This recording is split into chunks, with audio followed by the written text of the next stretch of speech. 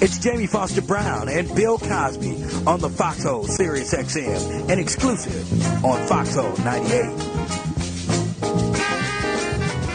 I am so happy to meet you because this is Jamie Brown. I'm here. I'm also going to use this on for Sister to Sister also, and I brought him some of my magazines. How are you? Good. You look great. You got a gig? When is your gig?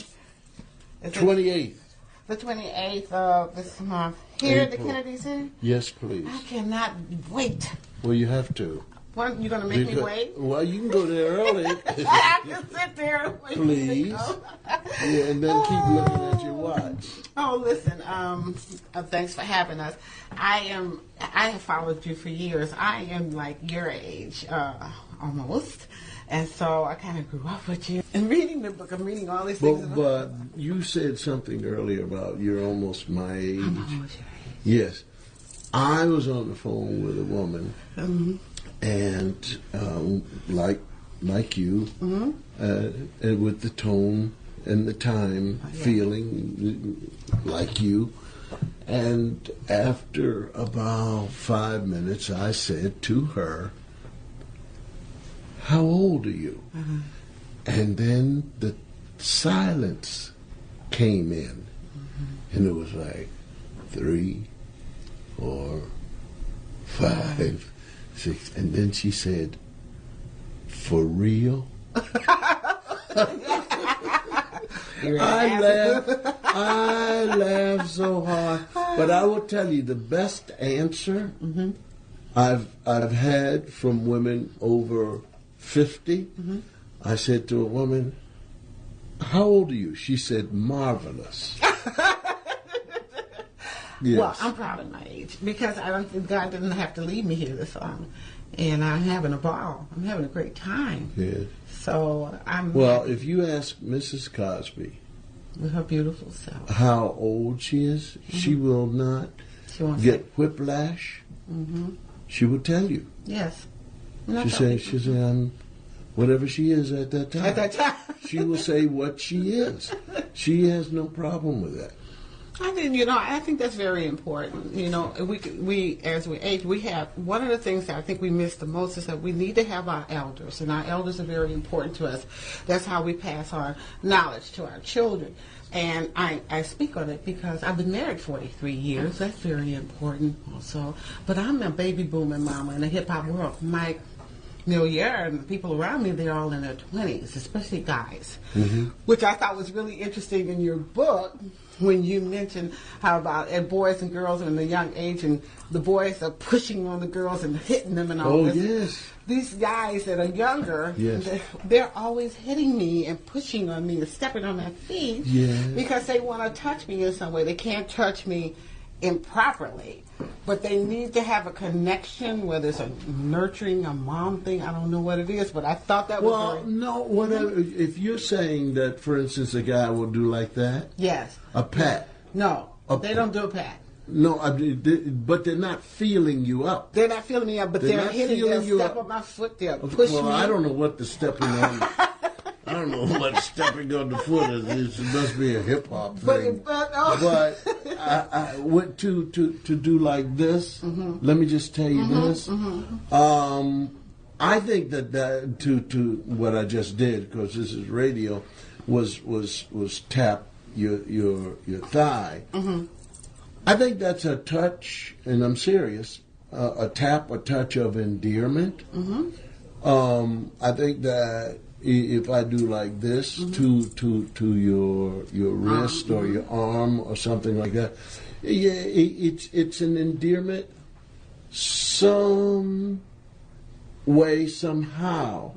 There is also, I think, added to it psychologically a trust. A trust, right. But I don't know about the stepping on your feet. Oh my God. I think that maybe somebody's can't judge distance, doesn't judge distance well while getting up or coming across. There was some great stuff in the book. I just really enjoyed it because it puts me in my time.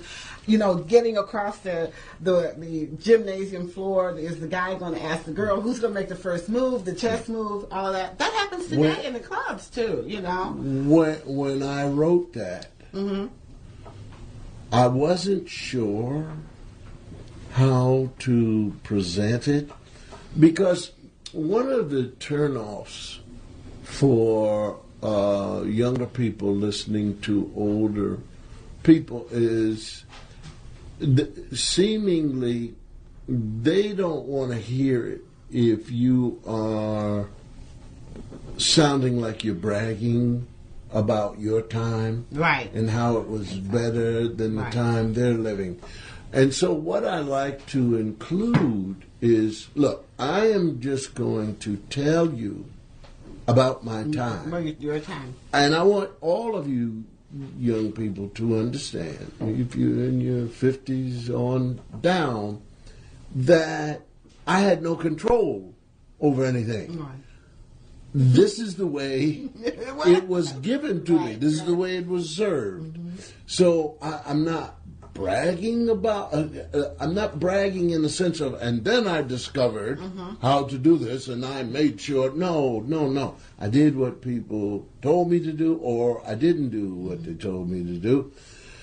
And so the whole thing of walking across that dance floor, I feel is it's a human behavior that still exists. That you wait and wait and wait for the first one, even though you want to do it. You don't want to do it alone. For instance, people who drink alcohol will say, I don't want to drink alone. Right. I don't drink alcohol, so I have no idea what that means. What that means, right. But when you think about it, because there are people that and who drink, to forget. Yes, so why would you want to be with somebody when you want to forget? And the other thing is there are people who don't want to eat alone. And I find that very interesting, because if I'm hungry, you want to eat. Please. And I don't care if you're not there. As a matter of fact, that's one of the things that young men are taught. We're taught when I was coming up, and that is, you will wait. I don't care how hungry you are. And as a child, you don't have any rules or regulations. What is life about to you except old people continuing to tell you what to do? So that walk across, and then that's the icebreaker, and then another one walks across, and then another one walks across. Yeah. And one of the things that I also remember, it was in Philadelphia at the Richard Allen Projects, a place called the Center. And every Wednesday, I think the dance cost 8 cents. And they played these 78s. Dancing, a teenager, 13 years old, 12, 13, Wednesday night, and I think it was over about 9 o'clock or something like that. But to dance, and if I asked you to dance, I would go over, I would put my hand out, and you would get up and take my hand, and we'd go out to the floor. Right. Now, I would never say a word to you. Right. And we would dance, and I would spin you, and you would come on back, and you would know the steps, and we would be dancing. And I would feel like a princess. I have no idea what you're feeling. I'm telling you what I'm feeling. Oh, you're getting loud. I'm getting loud. Yes, because you I'm not allowed to. act like you never had a date. I'm not allowed you to. You have to just be cool. Okay. You can't. You go back. You go back to your girlfriends and say, "Oh, your girlfriends will tell you, shh, you have to just cool. Yes, and see, girlfriends. That's another thing. I know. Girlfriends tell girlfriends who not to be with. I know. And then older women tell girls not to be with, so forth and so on. Men don't. They just let boys drive all off the cliff and fall in the rocks. You okay? We used to have a saying in the project. You say, "Man, I was drugged," meaning very depressed and out of it. Man, I was drugged. Yeah, and so the dance was very, very important. The slow dance. Okay, tell me. Now, I love the idea that you and I may not get into heaven. I will lead in this way. Okay. We have young music, and it has in it parts about sex. And then when we say to a young person, look, this is very explicit, and what they're saying, how can... And then the young person will say, well, I really don't listen to the words. And then you and I find that sort of strange. Right. However, you and I, all right? You ready? I'm ready for you. We're at a dance. Okay. In the cellar. Okay. Red, blue, orange lights. Yes. And they put the slow records on. Yes. You ready? You saw me crying in the chapel. And you and I start dancing. And we get closer and closer together, don't we? And we start... grinding. They call me coffee. Finish it. Finish it. They call me... coffee when I grind something around. You know it. They call me coffee because I grind so fine. Okay. That song, and you know the song, and you know that you and I are grinding, right?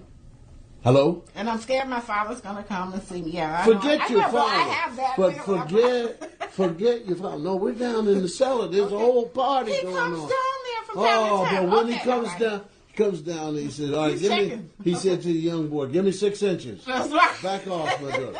Where the lights, turn the lights off. Okay, but by the same token, well, this is a party. I don't know what you were doing down there with that boy by yourself, and your father had every right to turn the lights on and make a loud noise. Yeah, he did. But you were grinding to that song, huh? Yes, I was. Oh, well, he was grinding me. Okay, right. But you didn't bother to back off. No. Now, my point is, young people say, well, I don't listen to the words, and you and I find that difficult to tell me the words to the song. You saw me crying in the chapel. The tears I shed. Go ahead. Oh, I don't know all the songs. Yeah, you do know it. Were tears of pain, joy. No, it's tears of joy. Joy. Crying in the chapel, the tears I shed were tears of joy. But now I'm happy. I don't remember the rest. Yes, you do too. But now I'm happy in the chapel, for I am happy with the Lord. Is the Lord in that song? Yes, I don't even remember that. You little nasty dog. You were there, And you see, it's all. Your wasn't on the I don't know. You know it enough to be able to hum the melody. You know it enough to know the words, and that song is why you and I will not get into heaven, because we were down there grinding away, or just talking about, and I'm happy with the Lord. It is not a grinding song. I didn't know that's why I wasn't going to get into heaven. Right. And your father thought you were down there listening to spiritual. He said, oh, my daughter's so nice. She and that boy down there is happy with the Lord, and y'all down there doing the devil's work. Christian. Hello. So what did you do with the baby? I was really dumb at that time. I was very dumb. Were you dumb? No. I just failed. I just failed. I don't know what was wrong with me. I even had girls sit around and tell me about myself, but I. What they say? They didn't say what I wanted them to say about me. What did they say? Well, they said I was nice. Okay, you didn't want to hear that. Well, I didn't hear anybody going crazy because of the word nice. I didn't hear anybody say, oh, nice. I just love nice. And they said that the girl said I was. They thought I was nice looking, and then they said but. What was the but? I don't remember what the but was. I just knew I was failing. And how old were you when you got your first girlfriend? 12. You got a girlfriend at 12? Yes. When did you have sex? When I was about 20-something. Were you nervous? Huh? Were you nervous? 20-something, you waited a long time. How come? I didn't wait. You were told to wait. You didn't have the opportunity? I was one of those few people who say, well, finally finally is the word. Okay. But the idea that at 12, girls are so far ahead of boys because of old ladies and young girls. You all told each other who not to be with. Boys, as I said before, it's just we had no knowledge. No of guidance. Anything. No, it was whatever is with peer. Your guidance was this at this time with your uncles and big brothers and all that. Your boy, you go on out there and get some, whatever you can, you got some. No. Did they tell you that? Well, the word some. That some is in your book. Yes. Yes. The word some is what it was called. I know. And then there was the wallet. Okay, I don't know that one. The wallet. I see that. You turned 15, 16. Oh, with the condom. Right. In it, the ring. To prove. Right. See, a great deal of what I'm writing there is a great deal of it is the macho faking. Yes. Nobody's really getting some, but everybody's got a way of talking and bragging to each other. Like, did you get some? Right, so that ring that was formed after you rubbed your wallet enough with the condom inside, which, by the way, is not like you rubbing a magic lantern. No, it doesn't. but males agree that if they saw that ring, the imprint of the condom on your wallet, that they would agree that you got some. Let me ask you this: Why did you write this book? Who did you want? I mean, for me, it took me back. Okay, who did you want to read this book? Was there an audience, or was there somebody you just felt like you had to share this? Sharing. Sharing. For instance, most people want to talk about Bernadette. Yes. And then, but She was I mean, fine. like Adam and Eve. Oh, yes. And the snake. Adam and Eve. And God. And the fact that when you read it over and over and over, there are things missing. Missing pages. In the characters and why did they do so forth and so on. When you read it, and I want the readers to understand that I believe in God strongly, but that a human being wrote the Bible. Thank you. That's true. And human being edited The Bible. the other human being.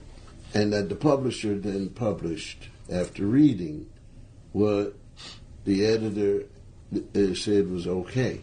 So there are pages missing as far as I'm concerned. But you said that God spoke to Eve. But did God speak to Eve? Because my minister said, well, Pastor Jamal Bryan said, wait a minute, why did we punish the woman so much? Because God actually told Adam what to do. God didn't speak to Eve and tell her what to do. Yes, God did. Did he? Okay. God, but you see the pages, right. That's where Bill Cosby said there's pages missing. Right. Because later, she has a conversation with the snake. With the snake, okay. You see, the snake said it's all right. Now, if she had not had conversation with God, then she would not have known to say to the snake, but you're going to die. Oh, don't pay any attention to what God said. God just doesn't want you to be intelligent and wise, and you're not going to die. So I assume that back there in the midst, while Adam is napping, that God, having set her up to bring her out, that she already expected this male to be her mate. And that it was helpmate. And when she saw him asleep, this started the downdraft. Right, with that. Tell me this. With what all See, that you're touching me. Right. Like the young boys touch you. They hit me. They step on your feet. They step on my feet. They punch me. They take They my... punch you? They take my... They show Wait me a all minute. these... Maybe you're being beaten up and you don't understand. I don't know. I don't understand. This is 2000 whipping. Go ahead. I want you to tell me a little bit about what you think about the comedy of today. Well, I think that because of Richard Pryor and George Carlin and especially Lenny Bruce, and with help from media, television, radio, that the decisions were made by higher up power players in the entertainment world, because it's also spread into word pictures of sexual parts and saying things that were not allowed, and they called it pushing the envelope and having an edge, which in turn has led to and carried over into TV and sitcoms and late night and talk shows, so that on radio and on certain levels there are people who enjoy pornography. And so what I extended into this language that is allowed, and people find that funny to them, also having an interest. and there are some people who also bring their children and don't mind it, and they can control it. Then there are others like myself performing, and I have found it to be better for me without it, without going too straight to, bypassing foreplay. I have found that it's better for me to stay without the profanity, to stay without going into the clear of genitalia and touching, and because it adds to touch, feel, and imagination. And I like that. It's Jamie Foster Brown and Bill Cosby on the Foxxhole Sirius XM, and exclusive on Foxxhole 98. I think that there are some very, very clever people who use profanity. And then I find that there are some people who, if it's just to go out and sit in a club, and then you've got these low-level comics who just come out, and it becomes abrasive to me because there is no material with it. No, there isn't. It's just flat out cursing. And for that, I think that people could save a lot of money just to get a fifth of wine and stand on a corner, within earshot of some fellas. There's so much I want to talk to you about, because I have Jesse Jackson and Al Sharpton now coming into my magazine, so that I can expand the legacy, and also I want the thinking, and I want the experience, and know how to go to the young people that I serve. And I just got the digest. Well, let me also shut up. No. For instance, you have a magazine. Yes, and a website, big website. But there are magazines aimed at our children, black.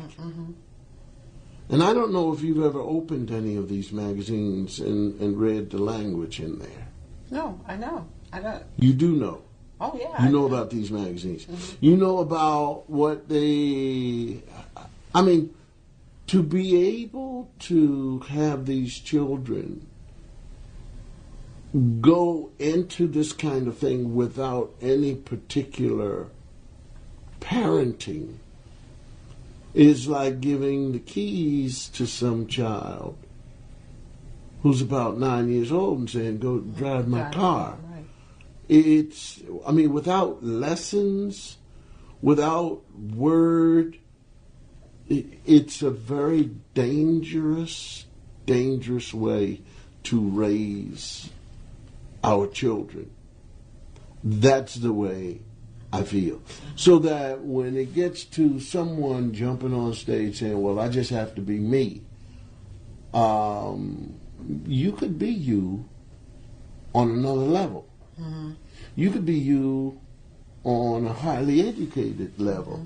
You could be Frederick Douglass, the freed man. Frederick Douglass, the slave, bartering with a white boy to learn so he could learn how to read and write. To become a freed man. You could be Frederick Douglass without a high school diploma, but highly educated to challenge white racist people who have graduated from college on their own terms in their own college. To be able to read, write, I don't know how well Frederick Douglass would do with calculus, but clearly he did not graduate from high school, college. Right. So, to take Phyllis Wheatley as a slave, these are just paradigms. So that when you have people who quit at the end of 4th grade, did I do that to myself? You have nice hands. I'm just noticing. Well, you are ADD. I'm listening to you. You have people who quit 4th grade. You're raising your voice. I can do more than one thing at one time. I notice how you have nice hands. A woman told me, she said, "What's wrong with your face?" I said, "I beg your pardon?" She said, "Well, your hands look younger than your face." And this is in the middle of the meeting. Sorry. I told the woman to go home. You're telling me to go home? No, not yet. But anyway, it's important for us to understand that there is an artist whose name is Pierre Bonnard, and he went to art school, and he became hugely famous. And then he wrote in his book, after I graduated from art school, it took me 16 years to become who I am. But in that journey of the 16 years while he was trying to find out who he is, it is my belief that he could not have drawn a straight line or a bent one or mixed colors or done anything had he not that formal education to go through that tunnel.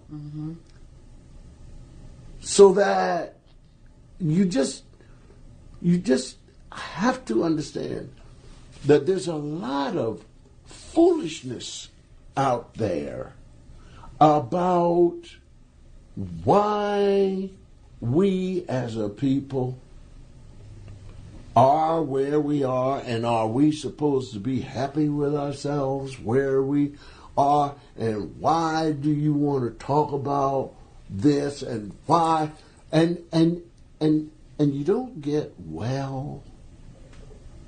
We're not getting well? No, not all of us. But if you love your people, which I do, okay, and you see the people who are not getting along in their lives because they've stopped, they've given up on their education, they've allowed their children to do that, and they just sort of let society either stroke them or whip them. And what we're trying to do is get them to understand and believe that with themselves,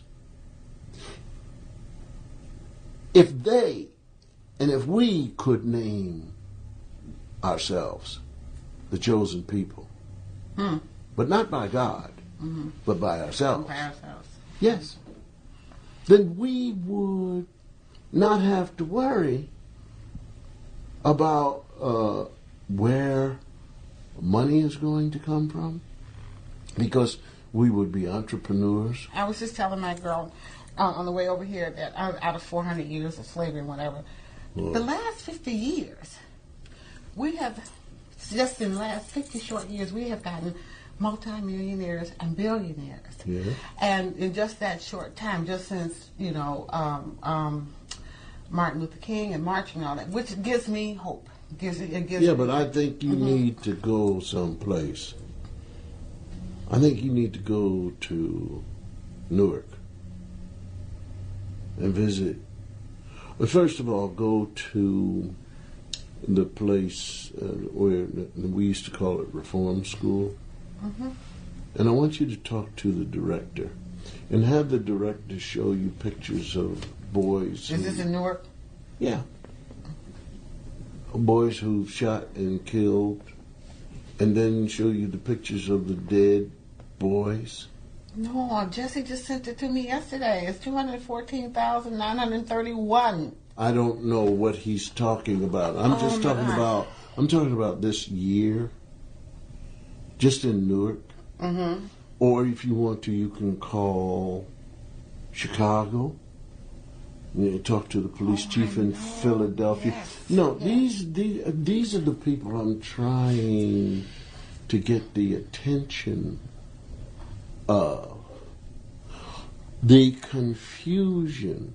When I talk to 3 boys, 3 black boys in New Haven, Connecticut, which was number 2 in murders.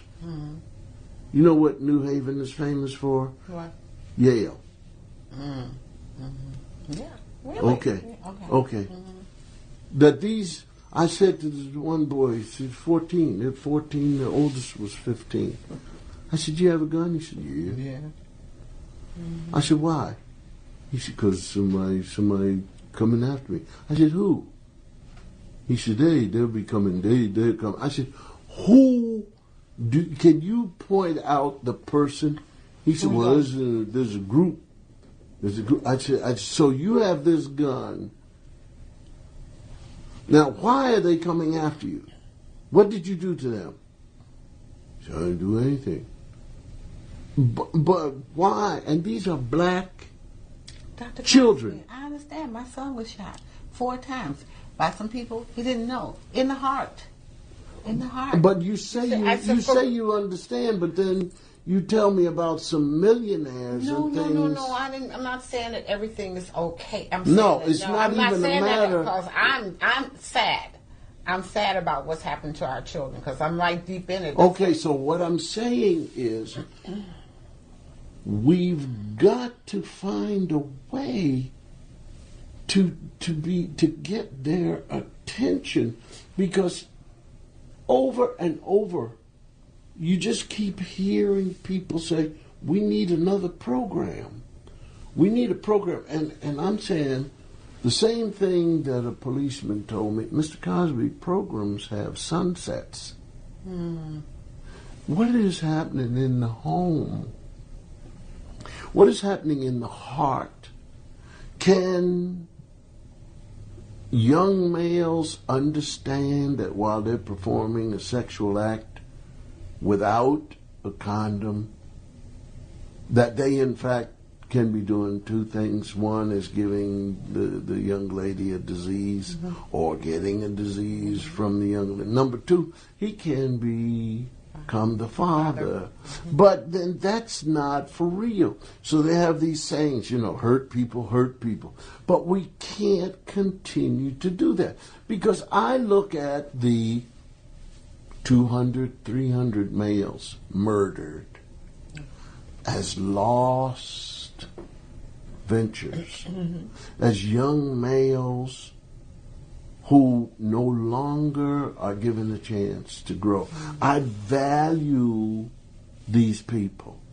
I value these mysteries.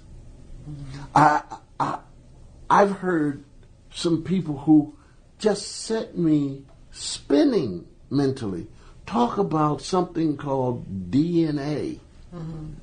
Wherein, it's in your DNA that you don't want to become anything, so they leave you alone. It's all right.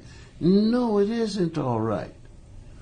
I think it's a lazy way to just walk and bypass your own people and just let them do whatever they want to do without realizing the value.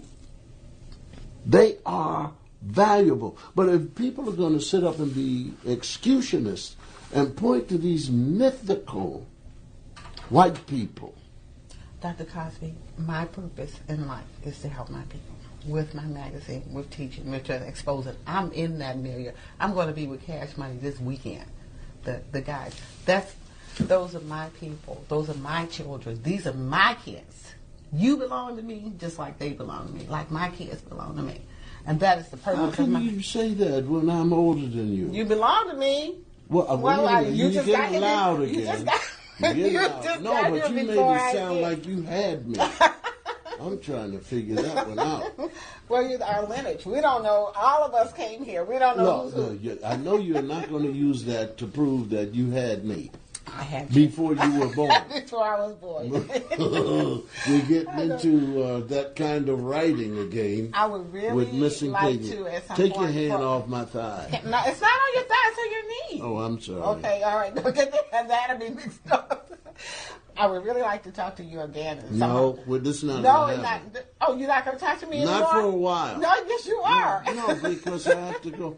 But I have not to. Today. I have to appear at the Kennedy Center. What time? Well, there's two shows. Okay. There's a the date is. It's the 28th of April. The 28th of April. So you're coming back here. I have to come back, but I'm coming from the Penn Relays. I'll be on the 22 Twain. I get off and I go straight to the venue for the Kennedy Center. 7 o'clock show. I don't want to talk to anybody. Oh, really? Okay. Because I have to get myself set. Oh, I understand. No, you don't. Yes, I do. I go on the stage too. You're not the only star in this room. Okay. Really? Maybe mine is not shining as bright as yours. But I have to But get you're prepared. still not getting into heaven. I am, because I was crying to the Lord. You saw me crying. So it doesn't make any difference. I have to put my mind. Oh, I understand. No, you don't. Okay. I have to put my mind in a certain mode. I don't do any sort of humming and doing it, but it's just that I don't want to have to talk to anyone because my aim is to go out on that stage and cause people to have a theater performance feeling of something that they totally enjoyed, and they know they're not going to see it anyplace else except with a Cosby. You're not going to be on the stage for the rest of your life.